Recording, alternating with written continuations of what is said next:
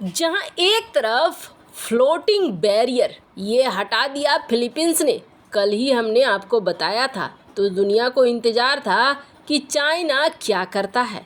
तो वहीं सबसे बड़ी खबर, चाइना का कारों का मार्केट तबाह हो रहा है और बौखला गया है चाइना। लेकिन इसमें तबाह करने वाले में नाम आ रहा है मैक्रोन का।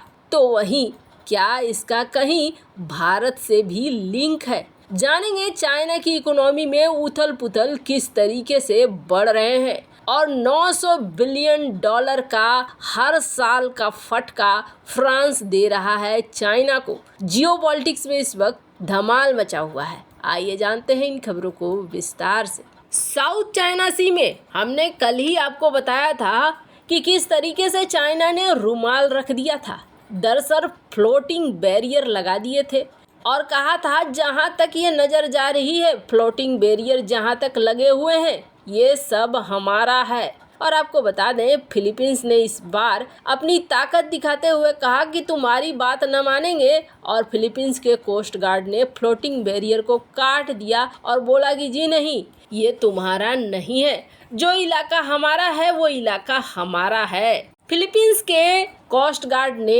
एक दिन पहले ही बता दिया कि चीनी नौकाओं द्वारा लगाए गए फ्लोटिंग बैरियर को हटा दिया गया है। बताया गया था कि यहाँ पर 3 चीनी कोस्ट गार्ड की नौकाएं आई थी, एक समुद्री मिलिशिया सर्विस बोट आया था और इन्होंने ये पूरा का पूरा बैरियर लगाया था। चीन ने स्कारबोर शोल में 300 मीटर बैरियर के साथ उसकी मछली पकड़ने के जगह को अपना बताना शुरू कर दिया।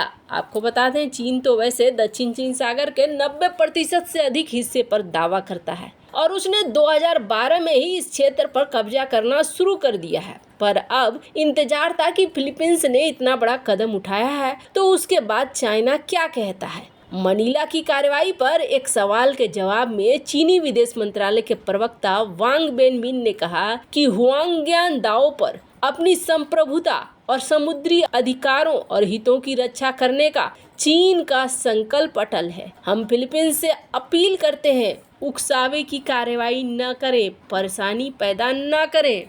इन्होंने कहा कि द्वीप और उसके आसपास के जल क्षेत्र में चीन का अधिकार है और चीन ही इसका मालिक है। आपको बता दें 22 सितंबर को फिलीपींस के इलाके में एक चीनी जहाज आता है, बिना अनुमति के मछलियां पकड़कर ले जाता है और ये तो इनका लगभग रोज का काम हो गया है। पर अभी कहा जा रहा है कि कोई सेना आमने सामने नहीं हुई है, फिलीपींस ने भले हटा दिया है, पर हाँ अभी बातों पर ही लड़ाई हो रही है, वहाँ पर जमीनी आमना सामना नहीं हो रहा है। अब आने वाले समय पे पता चलेगा कि आगे क्या एक्शन लेता है चाइना। लेकिन चाइना ना इस वक्त बहुत बड़ी मुसीबत में घिरा हुआ है और इस मुसीबत को पैदा किसने किया है? इस मुसीबत को पैदा किया है इमैनुअल मैक्रोन ने। आपको याद होगा मैक्रोन पहुंचे थे चाइना और जिनपिंग से इन्होंने मुलाकात की थी, जिस पर अमेरिका की तरफ से एक बयान भी आया था और डोनाल्ड ट्रंप ने कहा था कि आजकल मेरा एक दोस्त तेल लगाने में उतरा हुआ है। मैक्रोन की ये मुलाकात हालांकि अच्छी नहीं हुई थी, क्योंकि मैक्रोन से ठीक वैसे ही मुलाकात करा था जिनपिंग ने लंबे टेबल पे, जैसे कि पुतिन ने किया था। पर वहां से लौटने के बाद ऐसा लगता है जैसे मैक्रोन पूरा आक्रामक मोड में आ गए हैं। हुआ क्या, अचानक से यूरोपीय यूनियन कहती है कि देखो हम जो है तुम्हारे कार हमारे देश में बेचने को लेकर हम इन्वेस्टिगेशन करना चाहते हैं। क्यों इन्वेस्टिगेशन करना चाहते हैं? इसलिए करना चाहते हैं चाइना, क्योंकि तुम्हारे जो कार हैं हमारे देश में आते हैं, 10% की सब्सिडी लेते हैं और 10% की सब्सिडी लेकर तुम हमारे यूरोपीय यूनियन में कार बेचते हो और इससे तुमको ठीक ठाक मुनाफा होता है। खास तौर पर जो इलेक्ट्रिक व्हीकल्स है, इलेक्ट्रिक कार्स हैं, वो तुमने बहुत समय से बेचना शुरू कर दिया है। इसलिए हम एक जांच की टीम बिठाना चाहते हैं कि जो सब्सिडी हम तुम्हें दे रहे हैं वो सही है कि नहीं है। अगर नहीं है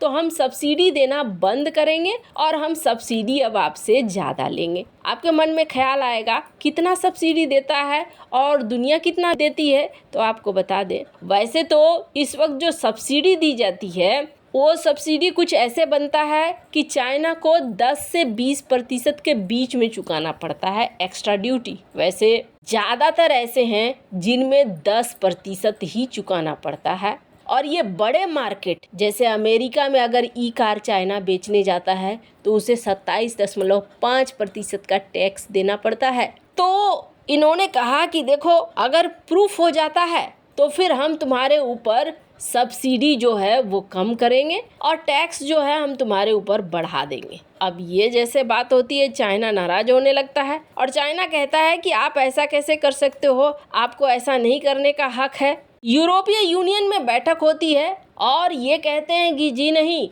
तुम्हारी धरती से जितनी भी आ रही हैं, टेस्ला ही क्यों ना हो, उनके लिए भी हम इसी तरीके की जांच बिठा रहे हैं।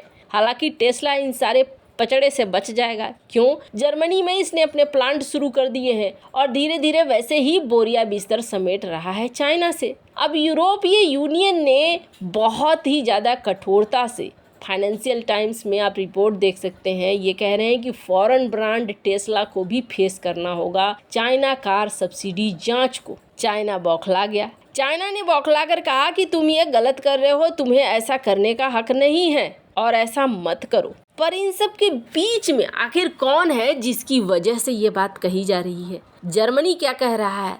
जर्मनी कह रहा है कि इस मामले में हम नहीं उतरने वाले हैं, इस मामले में हम कुछ भी नहीं बोलने वाले हैं। क्यों? क्योंकि जर्मनी का खुद का कई ऐसे ब्रांड हैं जो चाइना के अंदर बिकते हैं और अगर ये जांच में सहयोग करता है तो चाइना के साथ इसकी दुश्मनी हो जाएगी। एक बड़े एनालिस्ट हैं डैनियल रोजेका, इन्होंने कहा कि देखो, जिनके घर अपने शीशे के होते हैं वो दूसरे के घरों में पत्थर नहीं मारते, क्योंकि 3 जर्मनी की लग्जर कार मेकर चाइना में बड़ी संख्या में बेचती हैं। स्क्रीन पर आप आर्टिकल देख सकते हैं। दुनिया के ग्लोबल सेल का BMW की 7 सीरीज और मर्सिडीज की S क्लास ने 1/3 हिस्सा चाइना में बेचा, जो करीब था 1.47 मिलियन युआन का।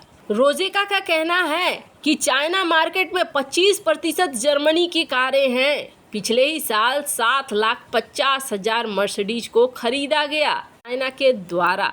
अब यूरोपीय यूनियन ऐसा क्यों कर रहा है? तो आपको बता दें, सबसे पहली बात कि मैक्रोन कह रहे हैं कि व्यापार को ठीक करो। हमारा व्यापार देखो क्या हो रहा है, $400 बिलियन का हमारा व्यापार घाटा है चाइना के साथ।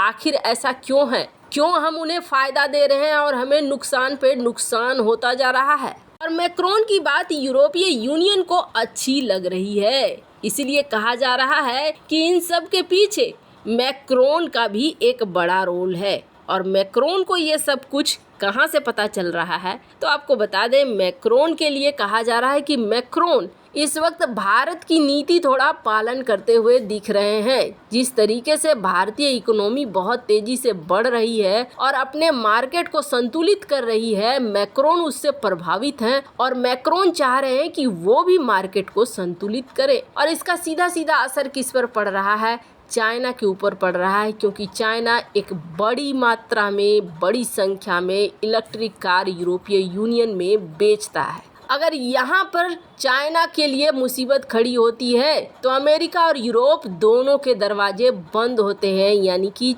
चाइना का कार मार्केट इस वक्त बहुत बड़ी तबाही में है। वैसे इन सब मामले में आपकी क्या राय है? कमेंट कर जरूर बताएं। जल्द मिलते हैं अगली वीडियो में नई खबर के साथ।